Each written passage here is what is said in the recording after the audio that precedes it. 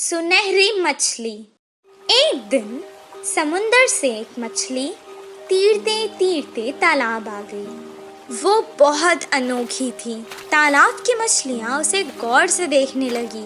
उसी वक्त एक मछुआरा वहाँ तालाब की मछलियाँ पकड़ने आया। तालाब के मछलियों को शिकारी के बारे में पता था। जैसे ही उसने जाल डाला, सारी मछलियाँ तुरंत वहाँ से भाग गई और ये सुनहरी मछली जाल में फंस गई। मछुआरे ने कहा, ये मछली तो कितनी बड़ी है, इसे मैं घर ले जाकर छोटे छोटे टुकड़े कर कर सुखा कर बहुत दिन तक खा सकता हूँ। ओ मछुआरे, मुझे मत मारो, मैं तुम्हारी मदद कर सकती हूँ। मछली की बातें सुनकर, अरे ये मछली तो बात भी कर सकती है, बताओ तुम मेरी क्या मदद कर सकती हो? अभी तो मैं तुम्हें तालाब से निकालकर घर ले जाता हूँ, वरना तो तुम मेरे हाथ से निकल जाओगी।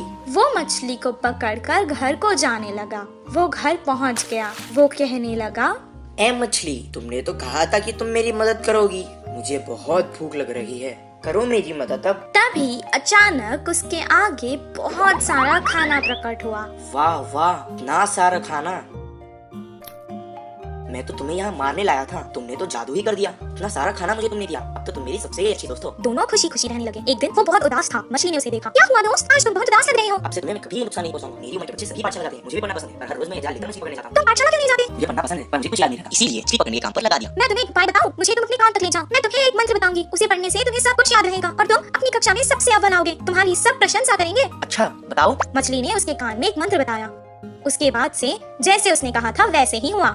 मछली दोस्त, मैं बहुत खुश हूँ। अब मुझे तालाब की बहुत याद आ रही है। चलो हम दोनों तालाब चलते हैं। वो दोनों तालाब के पास चले गए। मछली ने उसे अपने ऊपर बैठा लिया और बहुत जल्दी जल्दी तैरने लगी।